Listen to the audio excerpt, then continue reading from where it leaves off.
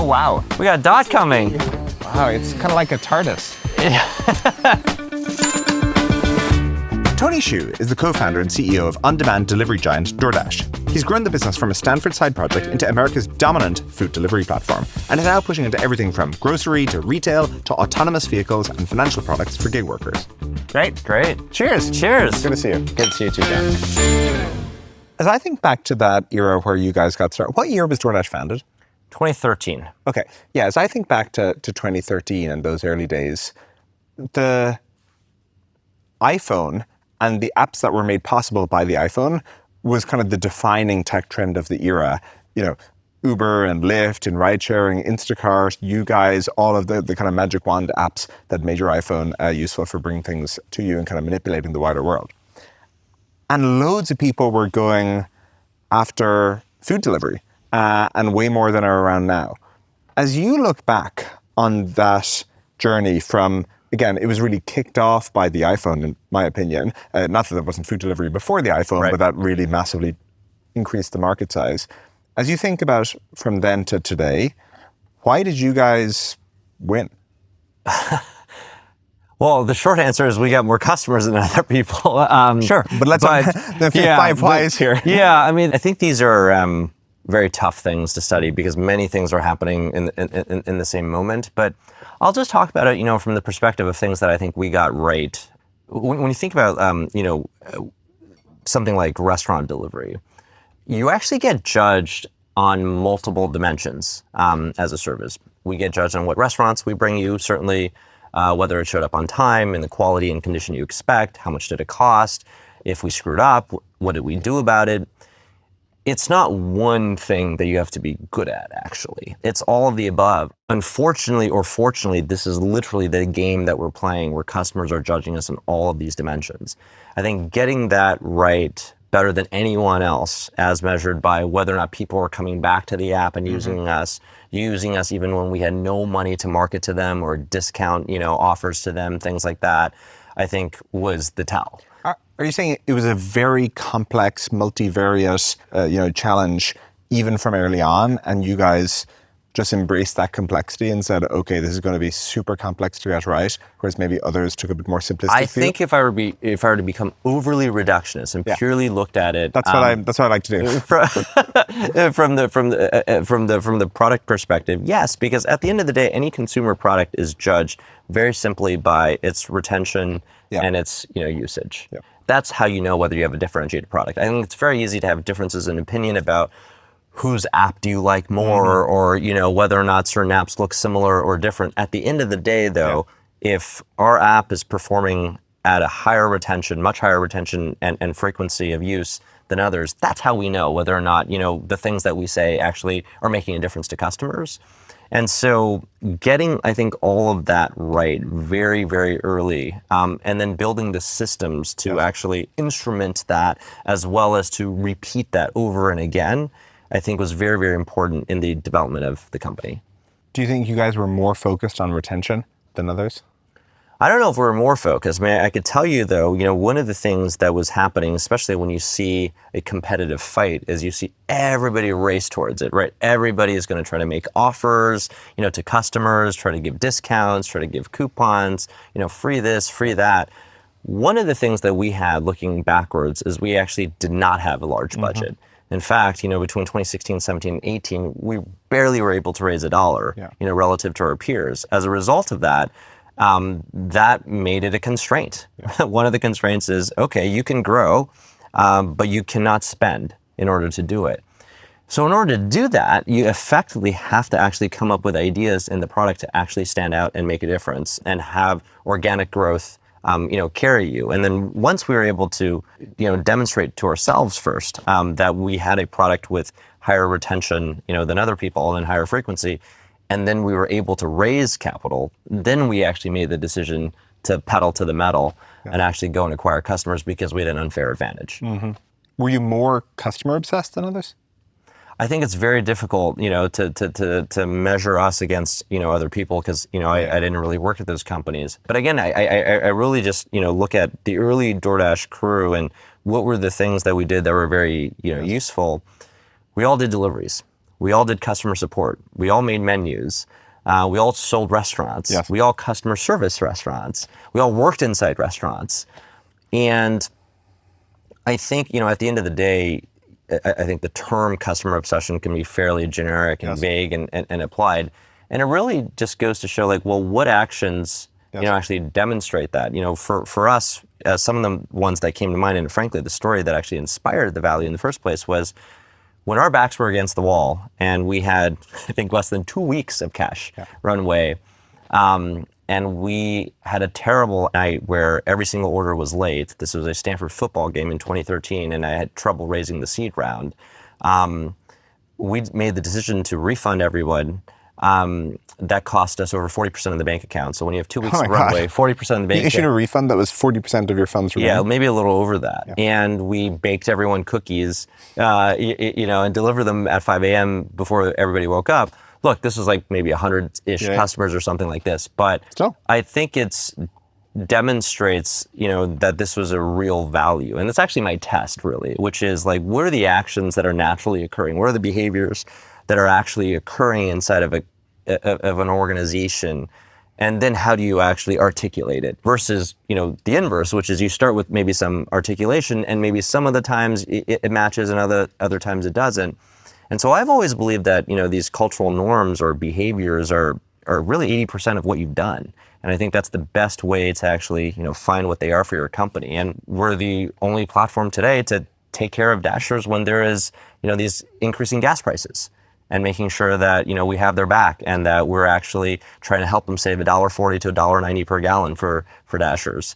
Or in COVID, we were the only company to cut commissions by 50%. When we were not yet profitable as a company. That was an expense over $100 million. We then, on top of that, spent millions of dollars buying national TV campaigns to tell people to order, whether it's on us or our competitors, because restaurants have on average 17 days of cash on hand. So you need to order. This is do or die for them. And so I can give you many of those examples where I think at the end of the day, whether the actions first speak and then you can articulate, what are the, actual words and norms and cultural behaviors that the company is trying to speak, that's ultimately, I think, how I think about customer obsession. And if I try to draw what these values are, it seems to be a very clear-eyed focus on the best product experience and taking care of Dashers. I didn't realize you guys had a time when you had only 2 weeks of cash in the bank account. We had several moments where we ran out of money, John. So we had that moment obviously in the fall of 2013. We had 3 very difficult years, 2016, 17, and 18, where we had 2 rounds of financing that were incredibly difficult for us, the Series C and Series D. And COVID was interesting because COVID started actually, again, I think it's easy to forget these things because I think humans, we adjust very quickly. COVID, the first week, actually, the business, tanked 80%. It tanked massively because everything was shut down. And then, the next week, everything, all of the dining rooms were closed, but the kitchens were open. And so, boom, we see this massive doubling of the business in a week. So it was there are a lot of these. I mean, you've seen this at Stripe, obviously, a lot, where you have these moments as an entrepreneur where you have very, very low lows. The highs don't feel as high as maybe they get, but that's what you get. Yeah. As I think about the funding rounds you mentioned being hard, one of the investors I know who has consistently had the most steadfast belief about DoorDash is Michael Abramson, who was at Sequoia back in the day. Why was he so convicted? What was it?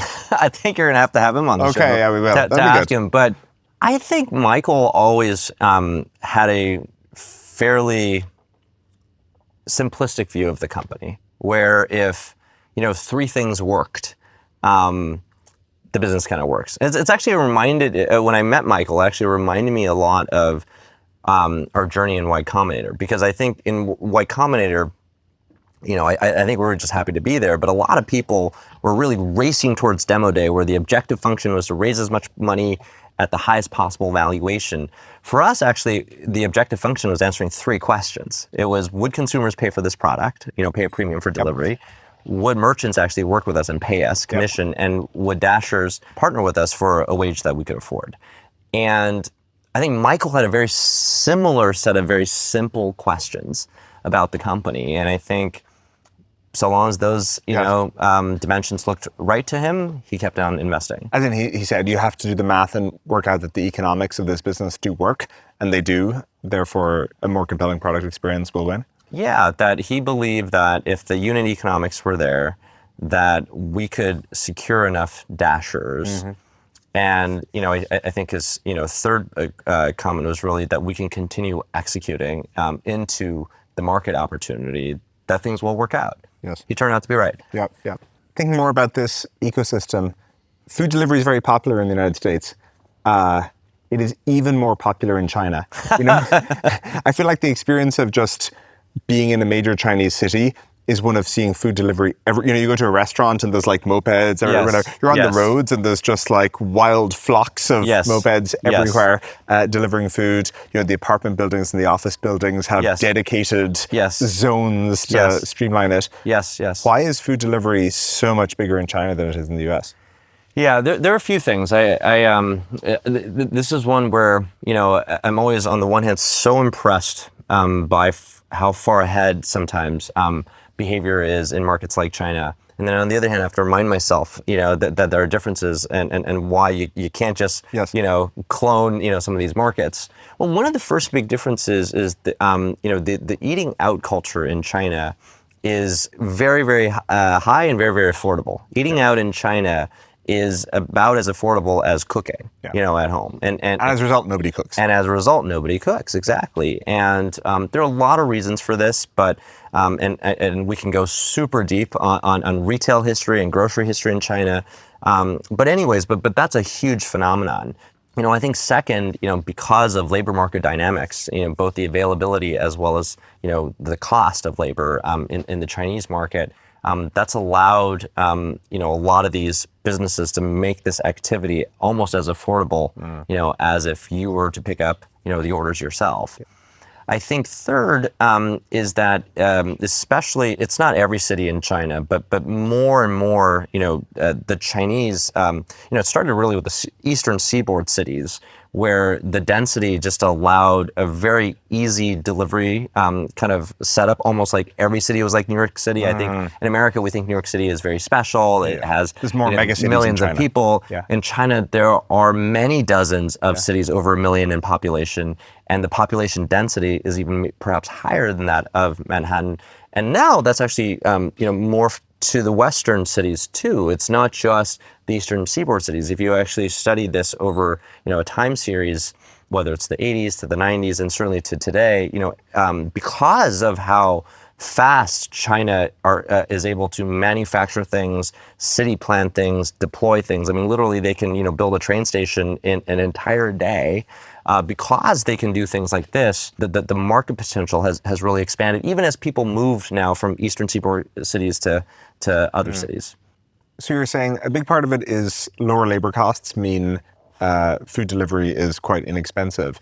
Does that affect then? The cost of the food, I would start with that, is a lot lower. Then you have lower labor costs, and you also have mass availability of labor. Yes. And then now you also have a rising you have rising incomes because of how fast cities are getting developed. It used to be that most of the income for consumer discretionary spend, if you studied as a percent of China's GDP, was along the Eastern Seaboard, say, take circa the early 2000s even, or even, up to the 2010s. But if you've looked over the last 15, 20 years, that has now become a lot more uniformly distributed, kind of like the US, actually. Kind of like the US, whereas this is not true, in other parts of the world. Well, where I was going with this is, does that then predict the behavior of other markets where is there also a lot of food delivery in other markets where food is cheap and labor is cheap? And whether or not there are a lot of restaurants and the people who can afford delivery, sure, but also the production of food. Yes. Right. I think one of the things that I've always thought about is, restaurants have two very special properties about them. And I do think that more and more they are almost going towards the ends of these two spectrums. Same thing with retail, and we can talk about that too.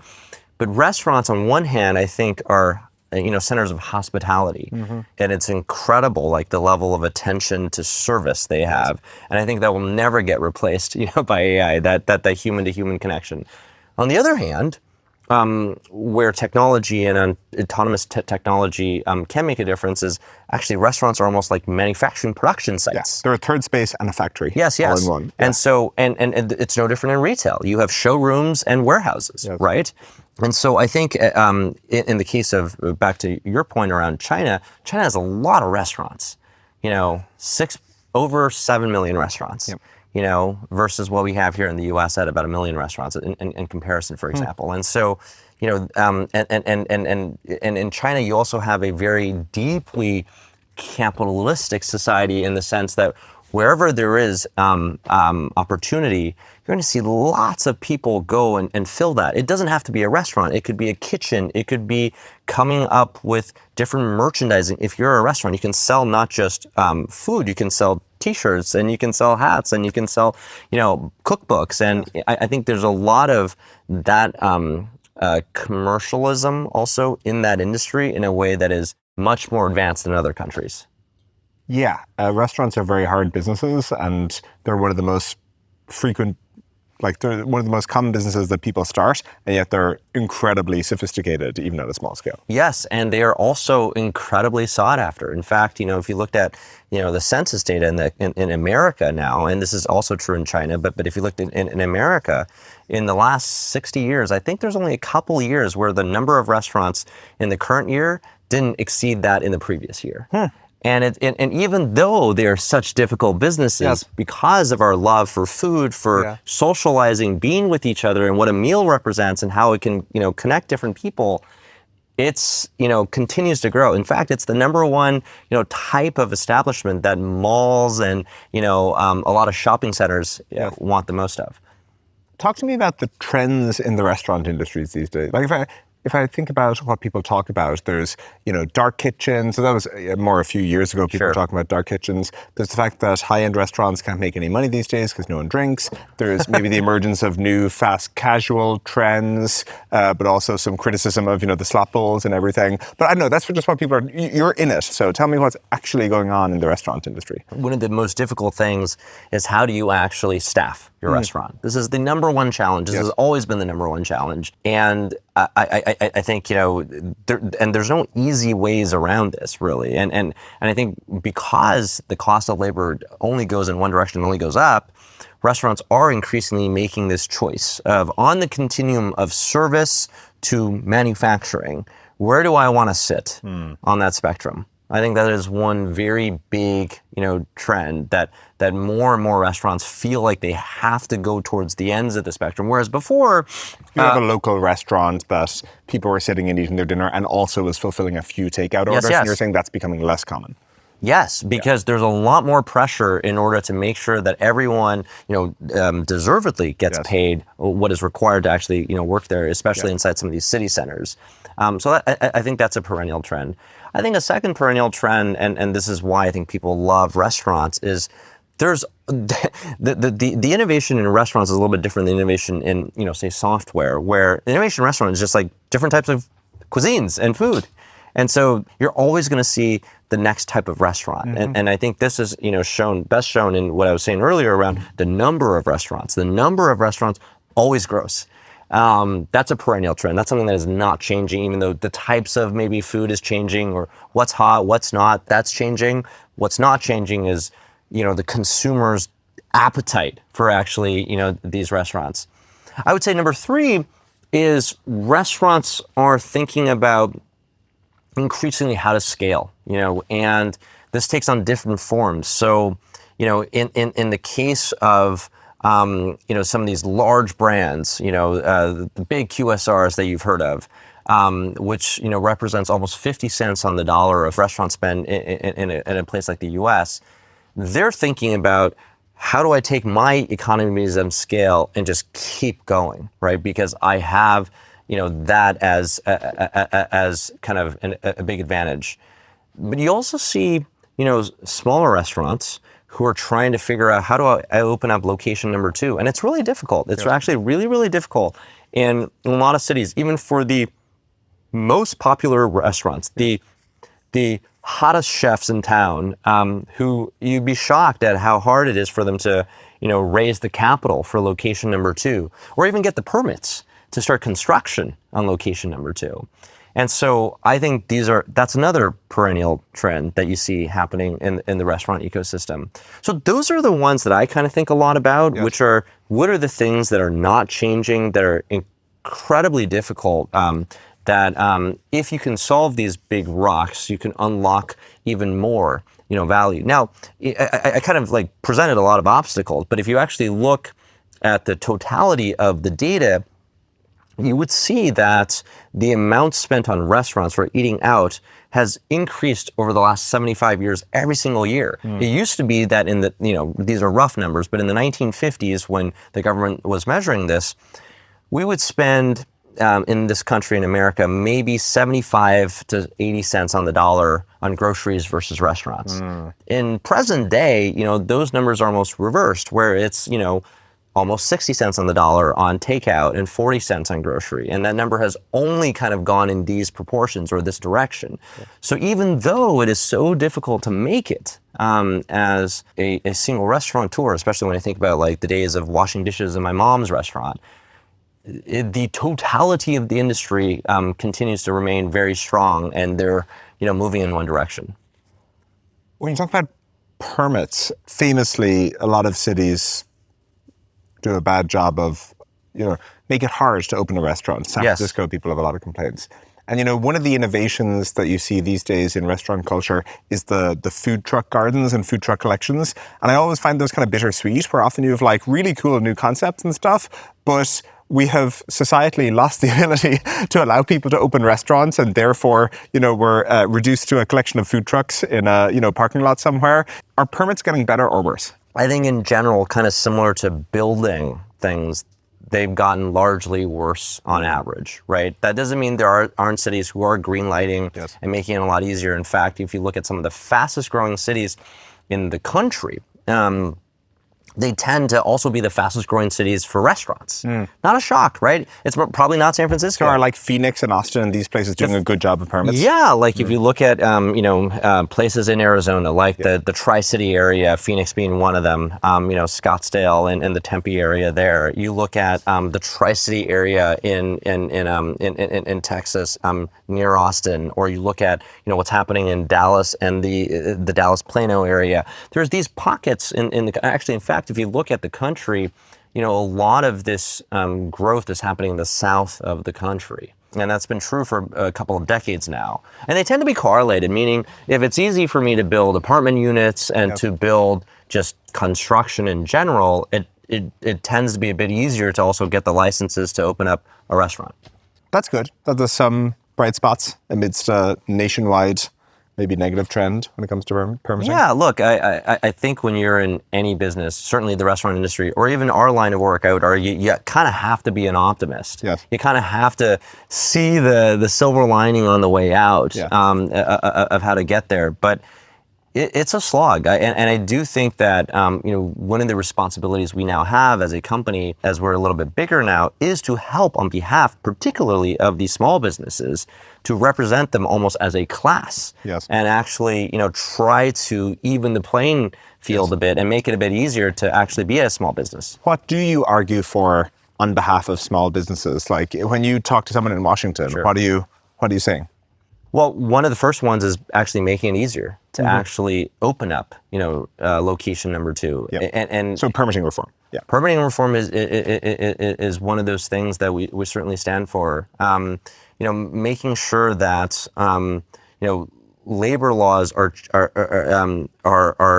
changed, or when they are changed, that they take into account the restaurants. And we're talking about like one of the largest sectors of job creation here that is always growing, by the way, every single year, which is a rarity. Yeah. But a truism in every economy, to take into account, what the restaurateurs, have to say. Those are some of the, big topics. Again, I look at the things that aren't changing in terms of the difficult challenges of being a restaurateur, and we try to fight on their behalf. Where has technology meaningfully changed how restaurants work?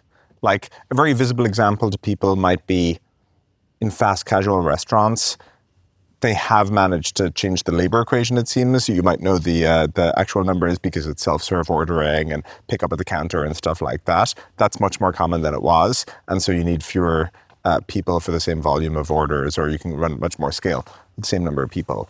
I'm guessing there's supply chain stuff, but it's less visible to us as, people who visit restaurants, but you'd know. But just as you think about where tech has made the biggest impact versus 10 or 20 years ago with restaurants, what would be, your top 3 list? Yeah, well, not to speak our book, but one of the first things that comes to mind is actually something like delivery. Sure. Right? When you look at the economics for a restaurant, right? Rough math, for every dollar of food that if you and I bought inside of a restaurant, from the cost structure, you're going to have 30% of that in the food and the packaging. You're going to have 30% of it in the rent. You're going to have 30% of it in the labor, something like that, rough math. And on that dollar, a restaurant can net 10 cents. On a takeaway order, you're still paying for the food and the packaging, but you're, largely speaking, using the same labor and you're paying the same rent. And there are some exceptions where, some restaurants have become delivery only and things like that. But by and large, on average, you're going to make, 3 to 5x the margin, the incremental margin. I think number 2, restaurants, recognize that they need to build relationships that are with customers that are not just over the telephone or over in-person visits where they're relying on their memory. And so I think, but that area is still, I would say, somewhat incomplete, where there are products where you can manage your social media pages and maybe have a database of relationships that you recall. The challenge, however, though, is you don't get to see everything. You don't get to see all the full visibility of your online orders, your in-store orders. Another challenge is your staff turns over. The average staff may turn over every other day. Not every other week, every other day. And so I do think that there's still a long road ahead there in both making that product a lot more robust for restaurateurs to be able to have those relationships. Because, back to one of the things we talked about in this conversation about, the importance of retention in a consumer business, it is so important for a restaurant to build the concept of a regular. Yes. Which is a retained customer, right? You and I know we travel a lot for work, and so we wouldn't always be great customers, for a restaurant. What's more important, actually, is if they knew that there was a regular, that is actually coming, that may should be prioritized. And so those are the kinds of, things that I think hopefully we DoorDash can help and actually solve. Don't most restaurants do a bad job of recognizing regulars, where you think about like the airlines as an industry? They've made it where it's highly irrational as a frequent traveler to travel not your preferred airline. Like they've really created a lot of lock in there. Whereas as I think about restaurants, there is like the super mass market punch cards, 10th coffee free stuff. And then there's the like really old school restaurant where the owner might greet you and, might comp your dessert or something, but it's very sporadic and very dependent on the owner being there because, as you say, when, the new waiter or waitress is there, they don't know you. But there's kind of nothing in between systematic, and it feels like some kind of way of rewarding regulars is missing. Yeah. Well, it's a hard problem. Let me ask you, what is your favorite food to eat? Depends, but at the weekend we went and we got good Taiwanese food, and that was fabulous. All right. But how often do you eat that? Once a month, once every 2 months. Once a month, once every 2 months. That's the challenge, right? Even your favorite food is probably not something you're going to do every single day. When you're talking about an activity like eating, which is 20 to 25 times a week. It's not like coffee. Yeah, it's not like coffee. It's even different from travel, where the product, may be the same every single time. I think it is tough to create what you're describing, which is this program in which, you'd be known as regular. But that, I think, is the opportunity that at least we're thinking about at DoorDash. Because if you think about it, our product, with now, over 100 million plus annual customers, tens of millions of monthly customers, they shop at various frequencies. And they're building relationships with all of these businesses, sometimes many times a day, sometimes once every other month, sometimes once a year. And I think because there's 20 to 25 moments per week, I think that there is an opportunity in which we can create that. And now, we recently acquired last year a company called 7 Rooms that manages a lot of the in-store bookings of restaurants, particularly of higher end restaurants. If we can democratize that and give that to everybody, and then also layer on the DoorDash data set and actually kind of tell you that John is a regular and he tends to like, the following things, and here's other things that he tends to do, perhaps we can crack open that question. So you want to help restaurants take care of regulars? Yeah, because that is how you build a great consumer business. Yes. Right? You need the retention. Yes. That is true for every restaurant, every consumer business. That's interesting. A core challenge for marketplaces like DoorDash is streamlining courier operations, like letting their network of couriers and shoppers make specific purchases for customers. Think about it. You can't use a traditional corporate card here. You don't have the right permissions. You don't actually get to interface programmatically with the card in real time. So, Stripe Issuing is our answer to this problem. With Stripe Issuing, you can use Stripe to create virtual or physical credit cards. They can be single-use, single vendor, programmatically controlled, whatever your use case needs. People are even these days giving their OpenClaw a credit card so it can spend money on the internet. So if you need to create credit cards to manage spending in the real world, see what you can build with Stripe Issuing. We were talking a lot about ghost kitchens, 5 or 7 years ago. You don't really hear about them that much. How big have ghost kitchens become? They're relatively small. Yeah. People thought the model was going to take over, right? Yeah, look, the model sounds really reasonable and I think logical on face value, where if you can, on that spectrum of restaurants where you have, high-end service on one end and hospitality only, to perhaps delivery only, Yes. or more of a manufacturing concept on the other end, it seems reasonable that you can actually just borrow a small square footage of space, not incur a lot of not just the fixed costs, but also the labor costs of actually running your restaurant in quotes, and then selling through a delivery platform, or acquiring your own customers, or doing something like both. It just turns out it's extraordinarily difficult, however, unless you're a large brand or a house of brands, someone like DoorDash, to be able to attract enough customers to make that math work. So, is another way of putting it that it's hard for a ghost kitchen to be as efficient as a restaurant that is also churning out orders across both, in restaurant and delivery? Like, it's just hard for them to compete on the economics? Yeah, it's slightly different. So perhaps we can look at 2 types of examples. So you can have one type of example, which is perhaps, my mom's Chinese restaurant. It's an SMB where the name value outside of perhaps its locale isn't that well known. It's very difficult for that restaurant to acquire enough customers to make that math work, because they still have to, remember I mentioned that staffing was the number one challenge that restaurants face. They still have to staff these kitchens. That's one of the challenges. Now you go all the way to the other side. So pretend you are a large QSR with a big brand presence. You certainly can attract lots of customers, but you're gonna have to think for yourself, well, what's my opportunity cost? My opportunity cost might be to open up another restaurant. Why not do that and take my economies of scale and actually apply it to more orders, in-store orders as well as to-go orders, because I can do that with a restaurant. Hard to do that with a delivery-only kitchen. And so I think because of that, it's a tricky model, to scale to every type of restaurant brand. Yeah.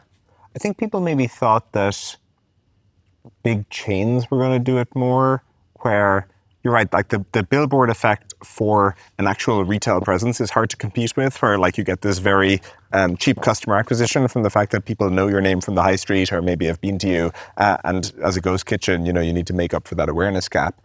But if you're Chipotle, maybe people thought that the orders get fulfilled out of a dedicated Chipotle central factory, and then the retail space are separate. But also that hasn't really happened that much.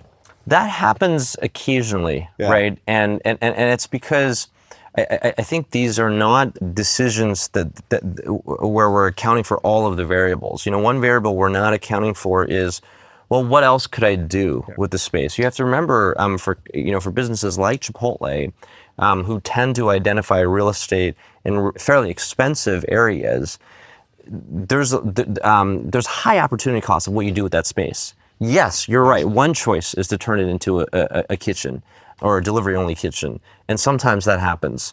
But there's also a massive opportunity to recoup the expense, and if you start introducing, for example, franchises, for Chipotle is not really franchised, but if you look at other types of brands where it is franchised, I think that the economics become even trickier. So there's a next best use kind of math. Which restaurants have actually invented something that's hard to copy? Well, I actually think any restaurant that's been around for, let's say, 2+ decades probably has very interesting IP. And obviously, some of this information is not public. So, but you could imagine, when you go into a McDonald's around the world, that French fry, perhaps they don't sell the same exact items in every single store in every country, every city, but the French fry almost always tastes the same. That is an extraordinarily difficult feat to accomplish. There's a lot that goes behind the scenes, just like there's a lot that goes behind the scenes at DoorDash in terms of getting you, one order on time to make that sentence true. And the same can be said about a lot of other businesses that have been around for very long periods of time. That's on the, big brand, QSR side, where a lot of the innovation, if you will, is in the process innovation. And then also, how do you run large groups of people and have very high and consistent standards of service? Extremely difficult, extremely difficult. And that's the IP, I would argue, for a lot of these large brands. Now, on the other side, there are small restaurants, some of whom have been around for almost a century, actually. There aren't that many of them, but when you look at what makes them special, it tends to be the same things that actually make startups special. It tends to be a small group of people that really believe in a certain idea, some commitment towards some standard of excellence. It could be excellence towards the food, the service, or takeout. There are some takeout-only businesses that have been around for many decades, and as a result, they have high retention, high usage, and they're very efficient. Can you speak about any specific examples of just the impressive IP that these chains have conducted over the years? Like, it could be the McDonald's French fry, how they actually make it taste consistent. I don't know the answer to that, or any other of your favorite restaurants. Yeah, well, one of the things that I'll never forget was I went through a hospitality training at Chick-fil-A in, I want to say it was 2017, maybe it was 2018. And I don't remember everything on the checklist, but one of them that stands out is that the floors must be so clean that babies would lick them, or could lick them. And the babies will lick them regardless of how clean they are. Is Chick-fil-A still the highest grossing fast casual restaurant per square foot? I don't know, actually, but it's definitely up there. People talk about it, it's going up there. But it's definitely up there. Why is it so successful? Well, it actually goes back to, I think, the standard ingredients of a great consumer business. It has a highly retentive following, which it spends very little money acquiring, and they come back often. And they're extremely efficient with all of the scale economies behind the scenes around equipment, which is quite custom, to that company, to the service training, to how they treat their staff. I mean, one of the most impressive facts about that business is that many people actually that I met with have spent over 2-3 decades of their careers at Chick-fil-A. And I think we find that to be a novelty actually here in Silicon Valley or in technology, and in the restaurant industry, and in the restaurant industry, in one where we described all of the churn and the difficulty of staffing. Chick-fil-A has extremely high retention of staff, and it has so many repeatable stories of where it gives somebody who comes from not a lot of means, frankly, to become the general manager of one of these stores and earns a really healthy living, pays their entire family through college and beyond. And I think it's Many ways, a lot of these restaurant stories, Chick-fil-A being one of them, have a lot of the essence still of the American dream. We're talking a lot about QSR chains here. And people often like to ask the question of why is there not a Chipotle of, my preferred cuisine, where it's, slightly elevated versus like regular fast food, very good, consistent quality, good execution. There is no chain that serves you really good Neapolitan, thin crust pizza in whatever city you're in, or Indian food, or again, pick your favorite cuisine. Why don't we have more chains delivering just a really good standard version of a cuisine? Have you ever cooked for a large group of people? Or do you cook often? Yeah, we cook, but not for huge groups. Yeah, and one of the things I found is that as the number of people you have to cook for grows, the difficulty to keep the standard of service, whether it's the taste, the temperature, the speed in which you receive the food, goes up exponentially. And that is what's so hard about exactly what you just said around keeping that quality control really high. It's maybe easy to build you the Chipotle for one type of cuisine for one restaurant. And that's just on the skill perspective. Although, I do have some ideas on how perhaps you can do that. But the second reason also is think about who you're competing against, right? So you have to now, okay, let's say that you want to make a Neapolitan pizza. You mentioned, or any kind of pizza. Okay, great. I can't wait to taste it. John. Okay, well, did you know that there are over 1,000 different pizza choices in, the Bay Area on DoorDash? Just on DoorDash, right? And we don't have all of the restaurants. Yes. And okay, that is just one of the many things that you're going to have to do to be able to create this concept and actually scale it. It's not to say, and then don't forget all the other challenges we talked about: the staffing, the permitting. But what determines whether chains succeed versus whether they don't? Because there's a lot of pizza restaurants in the Bay Area, but at the same time, there's a lot of Mexican restaurants in LA that are really good, and yet Chipotle still has plenty of locations there. Yes. And so it doesn't just seem to be, do there exist local options? Sometimes a chain can break through. And I also don't think it's a skill issue because it's very processizable to make a good Neapolitan pizza. It's about, the ingredients and the temperature and humidity control in the proofing the dough, and then the, cooking it at very high temperature. But it's not rocket science. You could make a process around this.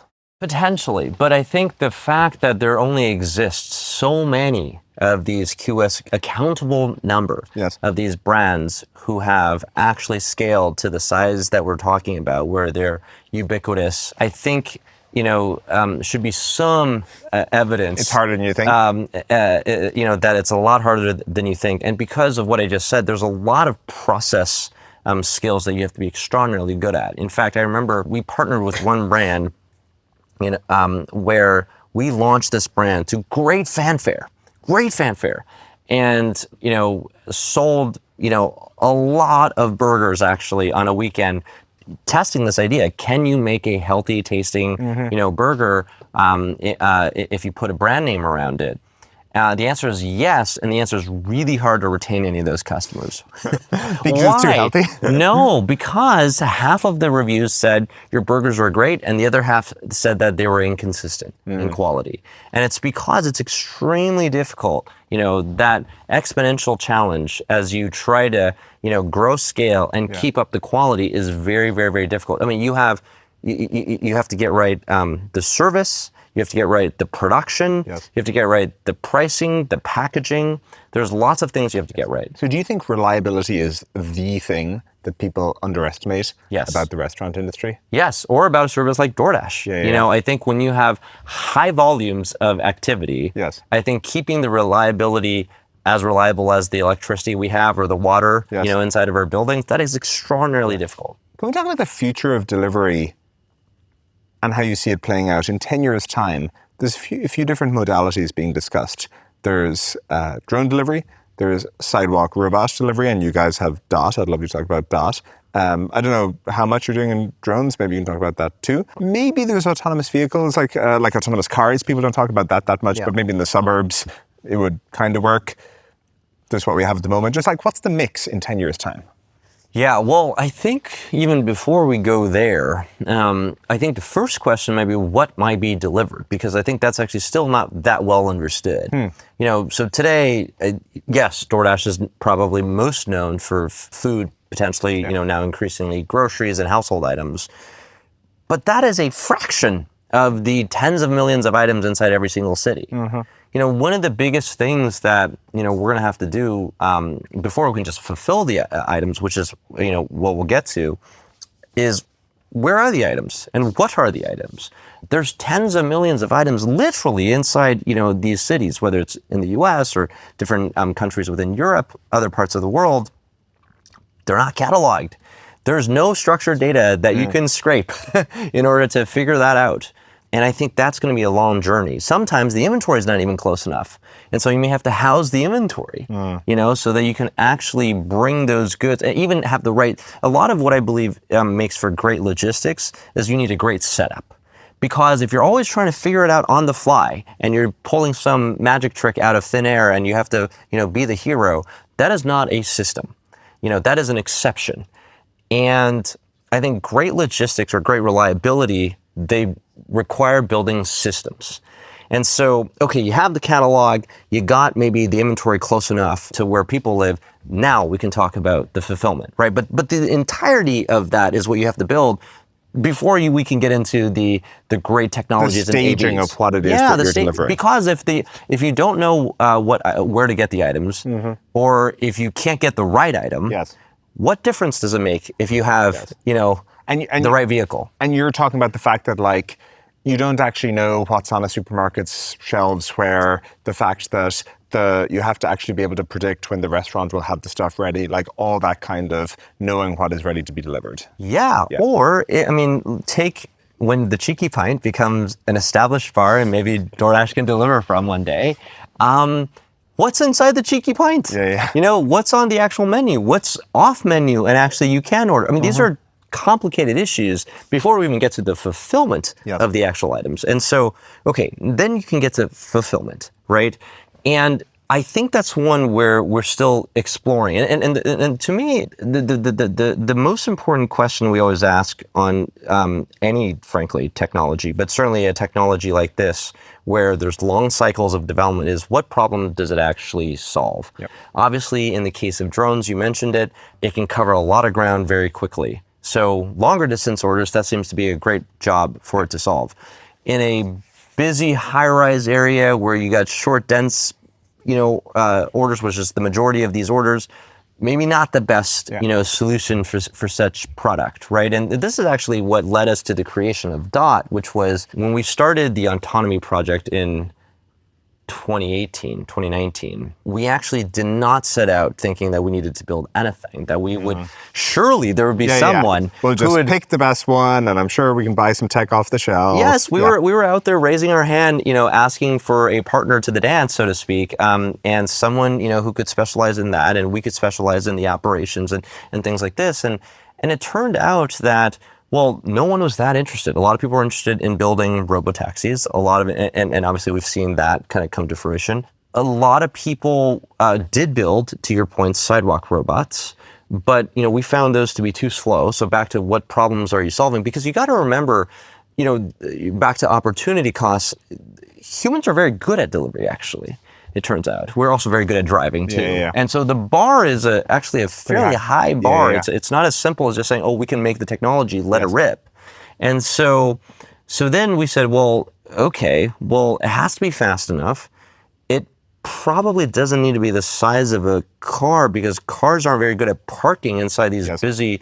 Locations where a lot of these restaurants are. And so we had to think about all these things. We had to think about how to load the vehicle. We had to think about unloading the vehicle because unlike robotaxi, the passenger solves all of those problems. But in our case, we have to solve that. So that's kind of how we ended up on this. Where are you in rolling out Dot? We're primarily testing right now. We really want to get it right in one market. We're doing a lot of this in Arizona. And because it's not just the technology. Yes, that is. And one of the things I've learned and come to appreciate about building something like Dot is that these autonomous vehicle companies are almost many companies inside one company, or certainly many different types of skills you have to be good at. Yes, I think everyone obsesses over the autonomy. Okay, but there's also the hardware. Yep. There's also the manufacturing. There's also the operations. There's hardware There's reliability also very the quickly. maintenance. Yep. Yeah.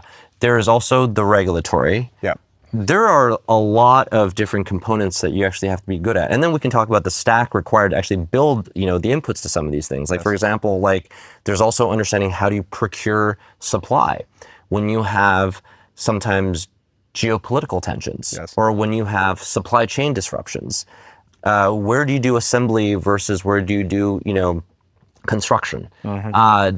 Not super obvious answers to some of these questions at times, especially when you have to make these decisions sometimes years out. Yeah. And so I think that's the stage that we're in right now, which is, okay, we got to figure this out, correctly before we can actually scale it. Where do drones fit in, if at all? They definitely do. I mean, as I mentioned, back to, jobs to be done, I think drones obviously, can do a lot of these longer distance orders. And so we've been doing drone deliveries actually for a couple of years now, mostly outside of the United States. Okay. Outside of the U.S. Whereabouts? Places like Australia. Okay. We're going to bring them to Europe, bring them to the United States as well. But again, you have all of those problems you have to solve. Yes, The autonomy is a little bit easier. Yeah. You still have a routing problem. You have hardware problems. Yes. Obviously, you still have permits and regulation. Yeah. Setup, loading inside, different stores, things like that. Very interesting. We're talking a lot about some of these scaled tech problems, and one of the ones that people might not think about is fraud, but I feel like Stripe and DoorDash obviously work together in many ways, but one of the things we work together on is fraud. Yes. And I feel like the number of potential fraud vectors is much more complex than people think. Yes. Maybe you can just talk about, trust and safety at DoorDash, Yes. all the different ways that people try, you're running this complex system that people try to game, and what it takes to run that. Yeah, I mean, many times I kind of think about my my freshman year electrical engineering course on state machines, and where DoorDash in some ways is like a large state machine, right? Where you have many systems in place and they're kind of observing, what's happening. There are things that must happen when things are green to keep them green. But as we start degrading gracefully, from green to yellow to orange to red, something like fraud, as you mentioned, other systems have to kind of kick in and do things like exception handling. Obviously, you're spending most of your time building prevention systems, but of course it's tricky. You also have to have the 911 response system that literally responds, within minutes, because sometimes we're talking about physical safety. We're not just talking about fraud, right? I mean, given the volumes that DoorDash carries, billions of orders per year, the 1 in a million incident unfortunately does occur. And so that's DoorDash is a system. Now, in fraud, you're right. We partner, for example, a lot on online fraud. I mean, you have the largest database, right, of all of these transactions, and therefore you can give us lots of information that we ourselves couldn't do on our own.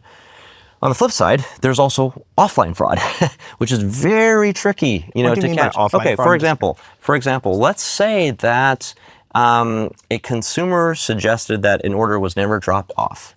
Let's say that a Dasher said that an order at a grocery store was already shopped and picked, but we're not sure. Or that, let's say that a Dasher said an item is missing inside of a store, any kind of store, maybe perhaps an apparel store. Yeah.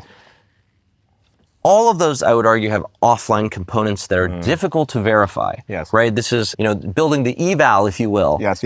For this set of conditions and use cases, it's actually extraordinarily difficult. And so a lot of what we're trying to do is we have to build those signals ourselves. There is no perfect science here. I wish there were. Yes. But in many ways, we kind of have to invent this. This is actually why, I'll give you a few examples. So one of the things that we shipped, this is actually a couple years ago, was called Safe Chat, where we noticed that prior to any physical altercation that may unfortunately happen between audiences, 90-something% of the time, it's always preceded by a verbal altercation. Knowing that alone, allows us to prevent a lot of tough situations. Or building alert systems. For example, sadly, there are shootings, particularly in the United States. And there was one shooting in Manhattan where several people died in the lobby of a large office building. But within minutes of a Dasher seeing the shooter walk in to the building, we have an alert system that doesn't just alert all Dashers and consumers and merchants within that vicinity, but also all local law enforcement. And actually, we were the first to report that to the NYPD, who tried their best to respond in time. But there are a lot of those events, and so it's not always about fraud, I guess, is what I'm trying to say, and that you have to build extremely responsive systems, and you also have to build as many signal detecting systems too. Yes. You're running a fairly large slice of the economy, Yes. and you're trying to have everything run smoothly, and there's quite a lot of failure modes that people might not think about that are possible when you're just seeing so we're many trying to economic be interactions all day. Exactly. We're trying to be the digital representation of these cities, right? Yes. Whether it's a city, a suburb, a neighborhood, a rural area. Yes. And sometimes it's not always of what's transacting, but it's just what activities are occurring. Yes. One of the hardest kinds of fraud to prevent is like the classic, say, with credit card fraud, one that people think about is, your card got stolen and it's actually someone overseas buying stuff for themselves rather than you buying it for yourself. That we've actually now got very good at detecting. It's quite hard to do. And there's just so much data we can bring to bear on that problem. A much harder one that we see that businesses face is the kind you're saying, the industry term of ours, which is kind of funny, is friendly fraud, which is a bit of a euphemism. But the customer buys something and just says it never arrived when it actually did, and they're just straight up lying. But you don't really want to call them on it. You also don't have proof that they're lying, but it definitely does happen to some degree. And so how do you deal with, maybe there's a photo of the Dasher having delivered it, but I'm curious how you deal with people just kind of defecting from the system.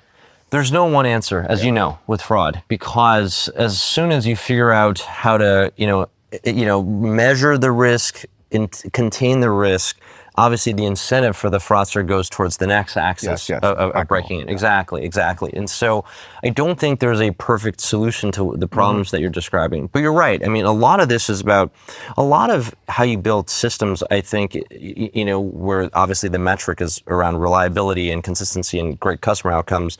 The inputs are a lot of measuring things before things happen. I talked about, I think one of the most important things about logistics is the setup. That happens even before a delivery, if somebody hits place order, right? The setup is extraordinarily important. Did you get the right catalog? Did you actually, label correctly the catalog? Blah, blah, blah, blah, blah, blah. A lot of that sort of stuff.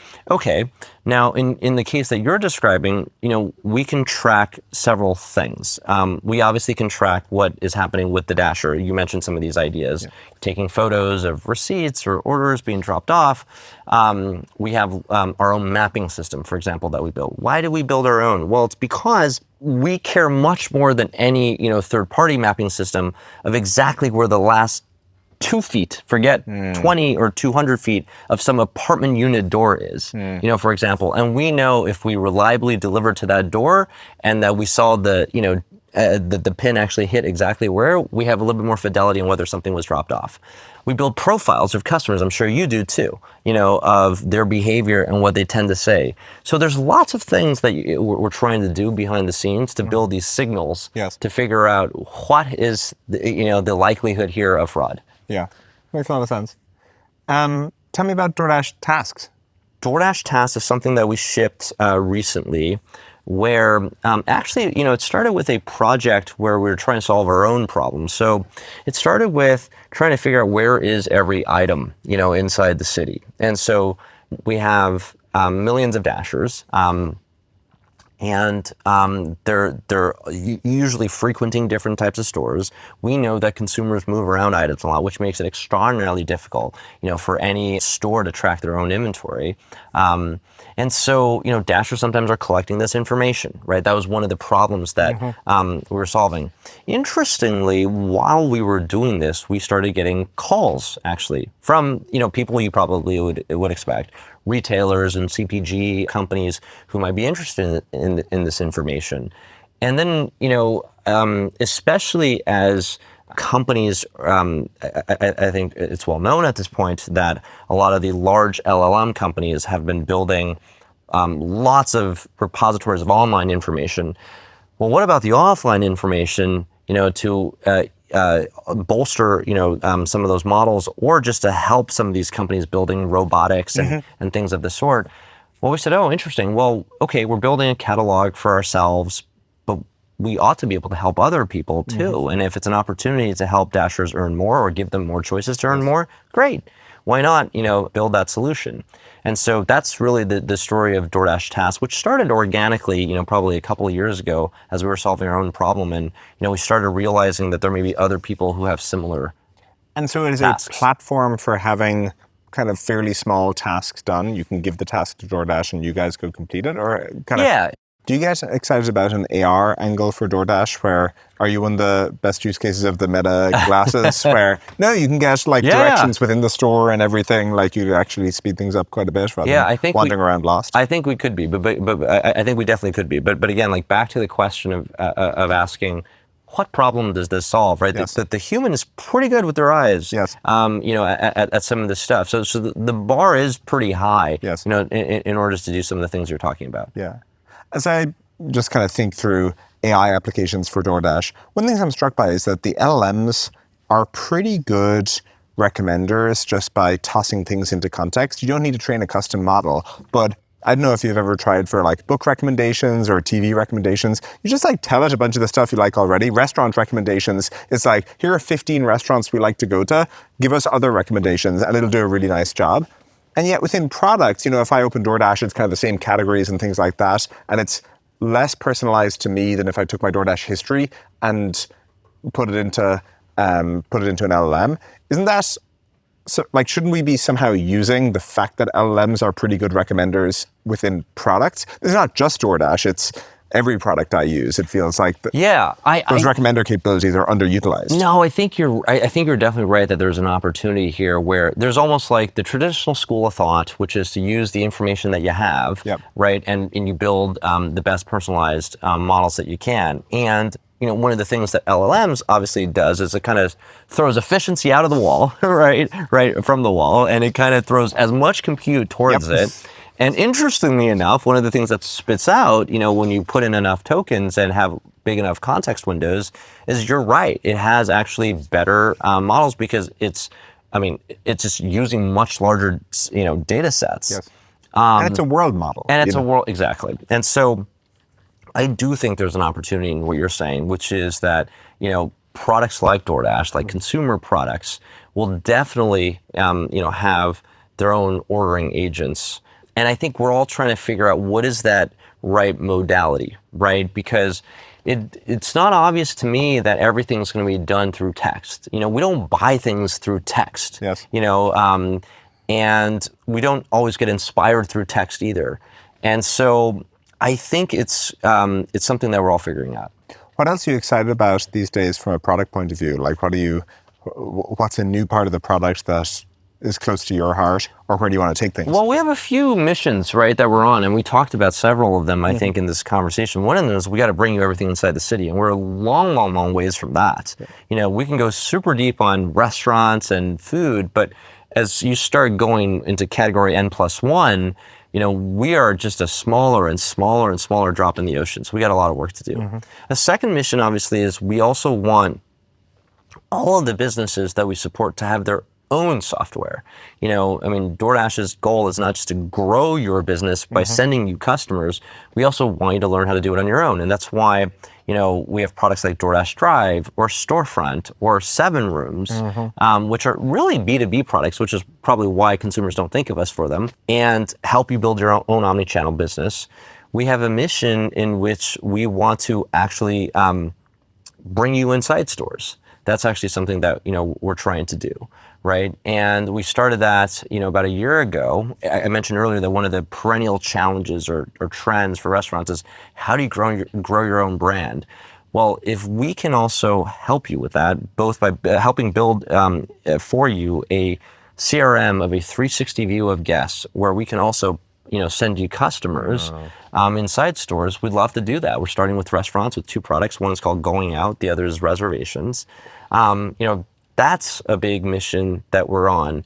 And so we have several of these missions that I'm pretty excited about. Yes. You mentioned reservations. There's a number of quite established companies in that space, and restaurants are famously, they're not exactly just eager to wake up and switch all their systems, one morning. So how do you plan to unseat the existing guys in reservations? Well, I think it starts with the idea that I believe that no restaurants should own their own reservations. Ideally, technology. It starts with that. A reservations book, and we can get into super deep here. It's actually quite complicated, to run a book. Actually, I mentioned earlier this idea that restaurants North Star really should be to build regulars. Yes. Right, but that's not how every reservation system is designed.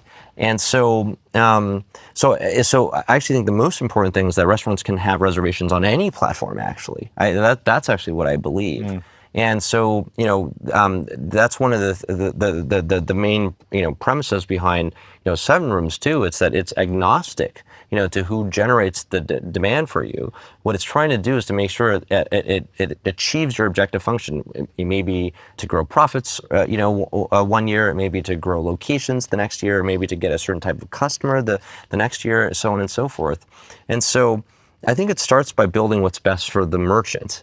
And then, hopefully DoorDash can make a difference, too, where we just have more customers, than people that play with restaurants, and also more information that we can supply to these restaurants on how do you make more money to achieve whatever, outcome you want. And so if we can help achieve a restaurant's objective function, better than anyone else, well, then hopefully, we have a seat at the table.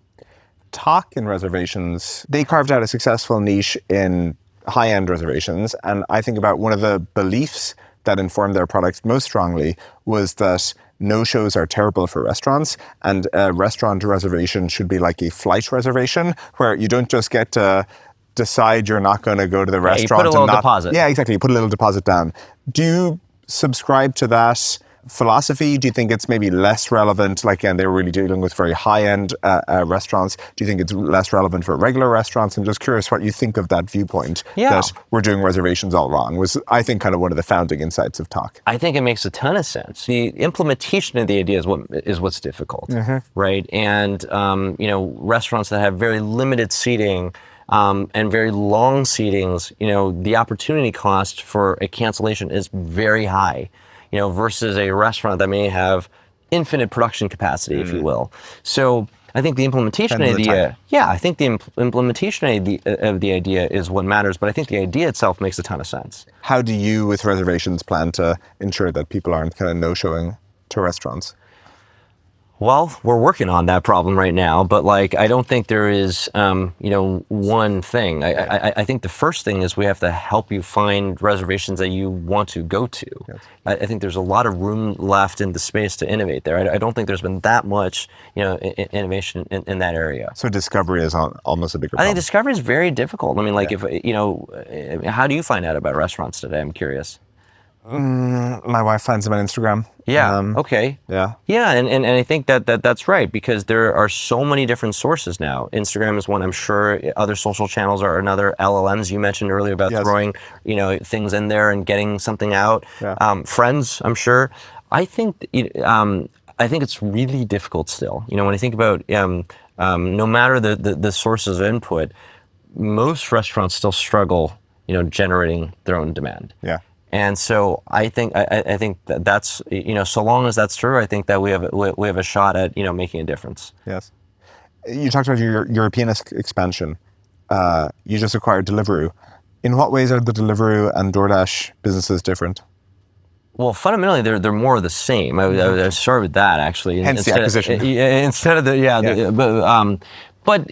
Okay, well, we talked a lot about systems and logistics. Have you been to London? I'm sure you've probably been there many times. You probably know it better than I do, but it is an interesting city in that it doesn't actually have a lot of the grid-like, hub and spoke properties of a lot of cities. Yes. And there's a lot of reasons for that. I know we could go into the history.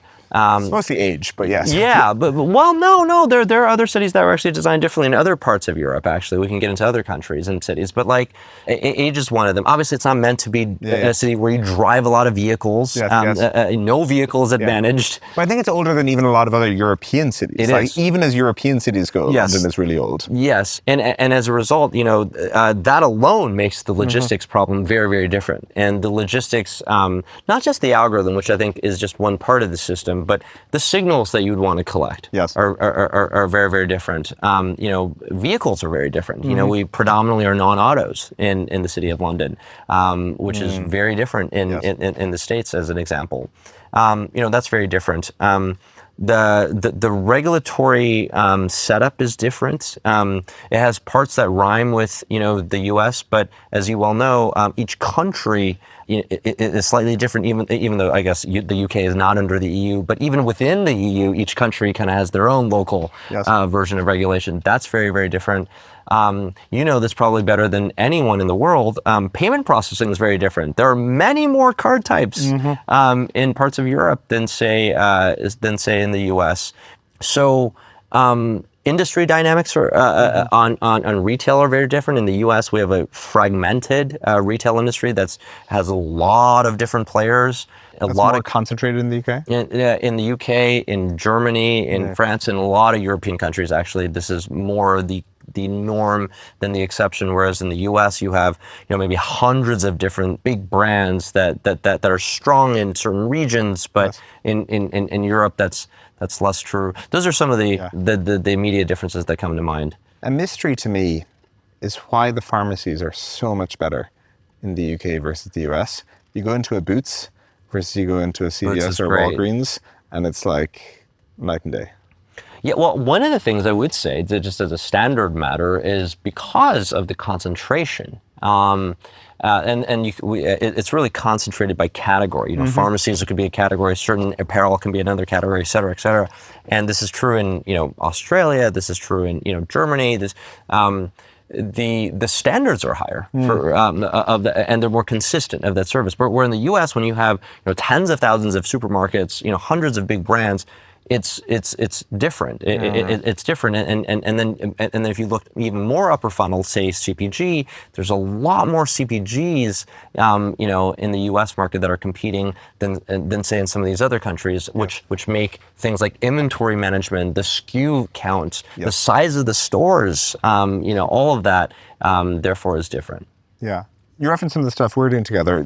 I think of Stripe and DoorDash as almost having grown up together, founded at very similar times. And then you guys were early users of all manner of products, be it Stripe Connect or Radar or issuing for cards or things. What would you like to see Stripe do that it doesn't today? Either because you guys would like to use it or just because you think it's something we should be doing.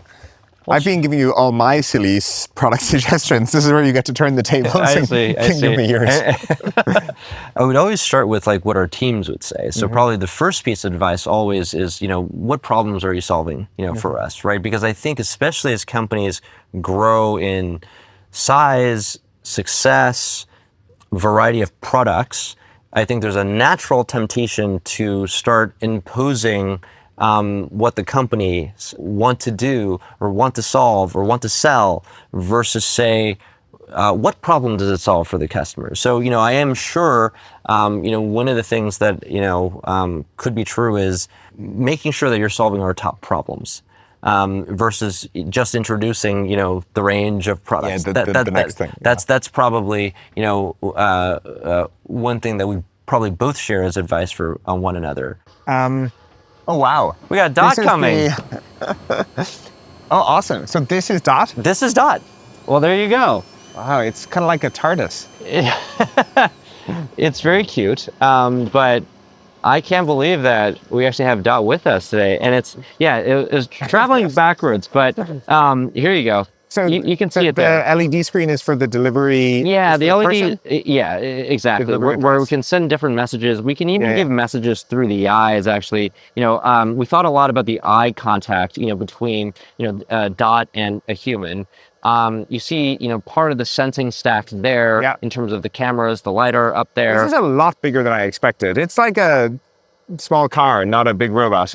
Yes, although it's still, you know, Like a smart car. it's like 1/10 the size of a Yeah. car, but it can travel, you know, up to 20 miles an hour. And so when you think about how that compares to when a Yes. car travels in traffic, Yes. it's about the same. Yeah.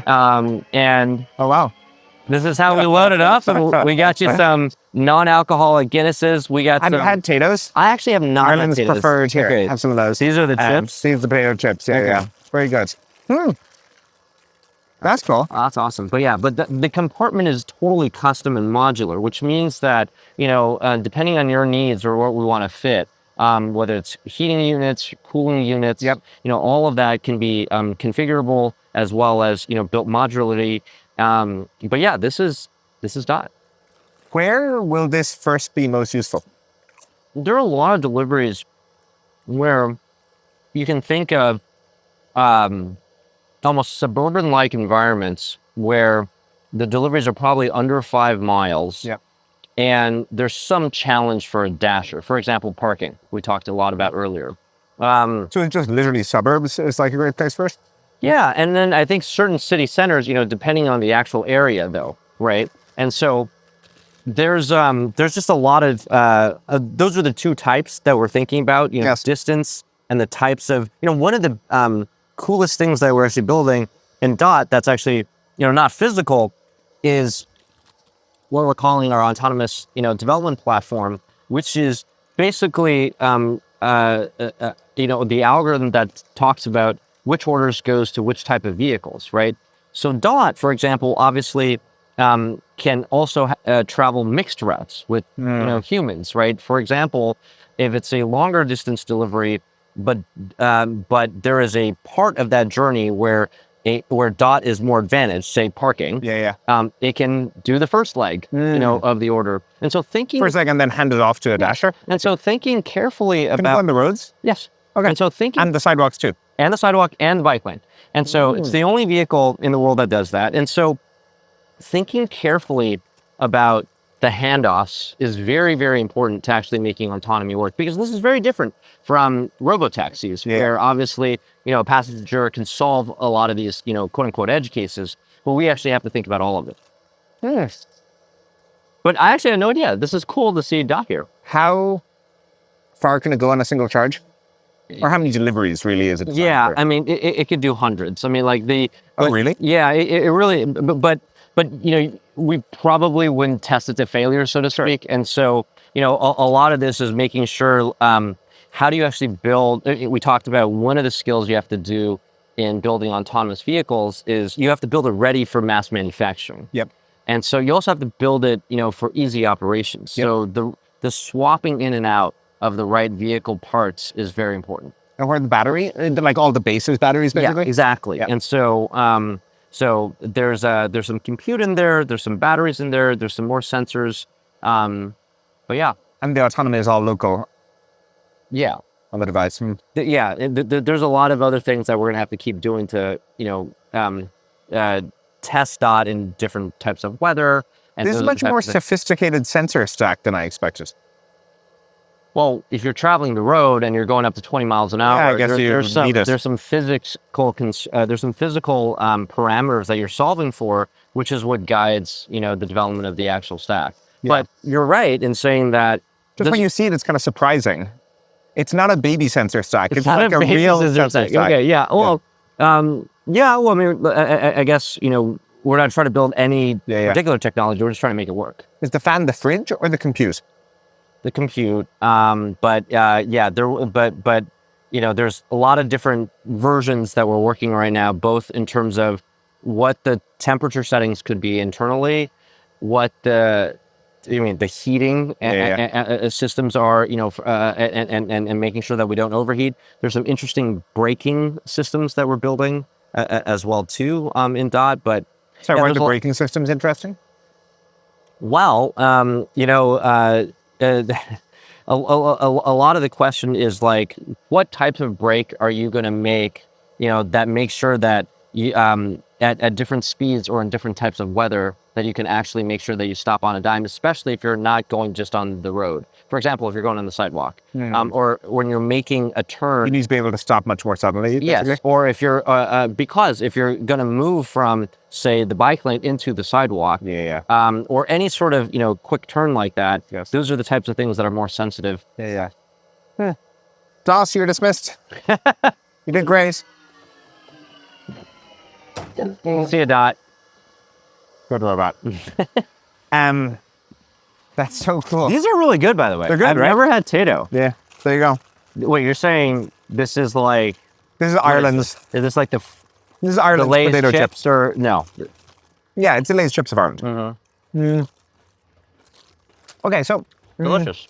very good. And I'm introducing you to all my culture. Oh yeah, we were talking about what were we talking about? One of the things I'll never forget talking to you and Patrick about as we kind of grew up together in the years of building our companies was, I think both of you have always had the idea that Stripe is a technology company that happens to be in payments. It's not a payments company, and you've always challenged. I remember your customers to think about. Don't just think about accepting payments, and there's more that you can do. So I am curious, what more can we do? Should we be doing with things like crypto or stablecoins? Two topics that are on the minds of all our customers today are, yes, stablecoins, and then AI specifically with respect to changing buying, agentic commerce. On stablecoins, I think maybe DoorDash is not where I would start.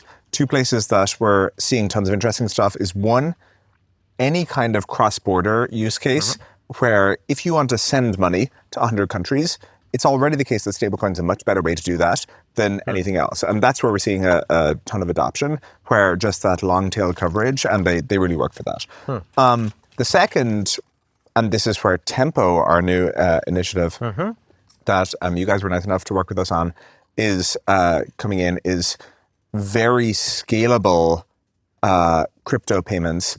And obviously agents is what we have in mind as we're developing Tempo, where, if you want to pay for your API consumption, or if your agent wants to be able to pay for things around the internet, you actually need a really good scalable blockchain for that. Okay, so that's all the crypto side of things. The other thing that we're thinking about a lot is just how does commerce change now that people's expectations are increasingly, they ask their AI for stuff. And so it feels like you should be able to ask your AI, whether that's, ChatGPT or Gemini, or whether that's Siri, or like whatever your interface is to AI. Sure. It's like, let's just order again what we ordered on Sunday. You should be able to make that natural language query and have it take care of interfacing with DoorDash and payment and everything like that. And I'm curious how you guys think about the interface changing. I mean, you just thought a lot. Do you want to enable people to order within the AI apps? Do you want to have just more of a natural language input to DoorDash? Just how is that going to happen, given that that is presumably what people want in terms of the low friction AI experience? Yeah, well, I think what people want is definitely low friction, but I think people also want the products to show up, on time, and think they want... you only get a right to do this cool UI stuff if the logistics is right. And the challenge with the product like a DoorDash is you kind of have to do the whole thing end to end, or you have to have great coordination or communication mechanisms. And so, we definitely agree with you that I think there's definitely going to be a place where in the future, as these AIs develop their whatever we want to call them, app ecosystems, relationships, I think, with companies like ourselves that can, exactly what you just said, like do the jobs to be done in your regular life. I think that will be a source of top of funnel, for us. I think the hard part is making sure that we can actually deliver on the promise. Sometimes a cautionary tale of the past. I remember services, Google Food Ordering launched in, I forget, 2015 or 16, and they allowed you to order delivery, for example, from various Google surfaces, Google Maps, Google Search, etc. And while on the one hand, it was low friction and they could send lots of traffic, they couldn't get the retention. And this is where we were talking about consumer businesses and retention kind of be the name of the game. And the reason was because they didn't know how to contact the driver. They didn't know if the driver couldn't find you, if something was taking a little bit longer, if something was out of stock. So there's a lot of things that happen after the checkout button. And I think this is one thing, back to what we were talking about earlier about what is the correct UI. It's not obvious to me that it's just a chat interface, and that there are, all of these different components that have to be solved. And so I think, the way I think about it is, okay, regardless of whatever we ship, whether it's on our own, surface, other people's, surfaces, are we solving the end-to-end job? If we are not solving the end-to-end job, it's not going to matter. Last question. What is food that you can get in other places when you visit London, when you visit some other city, that you wish you could get in the Bay Area, but you can't? Actually, I really like tea sandwiches. I was literally in London, and for whatever afternoon tea, like little cucumber sandwiches. Like I'm always looking for like a healthy snack in the afternoon. Yes. Today I had an awesome, thanks to you, healthy snack. No, delicious. Have you done the proper afternoon tea with like the 3-level platters and the little cakes and everything? I did it once I took my kids, a couple of summers ago. That was an experience, I think, in part because it was new to me and my kids, and in part because I had kids with me, playing with all the different things that they gave us. But yeah, no, I think this, and yeah, one of the things that's really interesting about some of the grocery stores, for example, in European markets is, prepared meals is a massive focus, massive. And, we have some of that here in the US, to be fair. But in London, I just found myself finding that in every store as I went to shop, you would see so many. No, there's a few of these things that I find that are so much better back home in Ireland, the UK, Europe. And prepared food is one of them. Like a sandwich you get in Heathrow will probably be pretty good. A sandwich you get in JFK, don't go there. And like, on a shelf in a shop. And yeah, so some of the stores we have, the cookies obviously much better back home. There's some delicious cookies, There's some, the teas, there's a lot more choices of teas inside restaurants, I found. Yeah, it's been, I think one of the coolest part and, greatest privileges, frankly, that I have at DoorDash is, because we get to interface with all the businesses, of all these different wonderful cities, and really like get to meet the people who are building the GDP of those cities. It's not just like the cool economic impact that they're having, but you get to find out about all their passion projects. Yeah. You get to find out whether everyone is passionate about this everyone's stuff. passionate about something. And that's one of the coolest things about my job, where I don't just, you ask me a bunch of questions about, different IP and process and things like this. I promise you there is that for every single business inside every city. Yeah. It's a cool job where, you get to work with people who are incredibly passionate about what they do all day long. Yes. Yeah. Well, Tony, thank you. Thanks so much, John.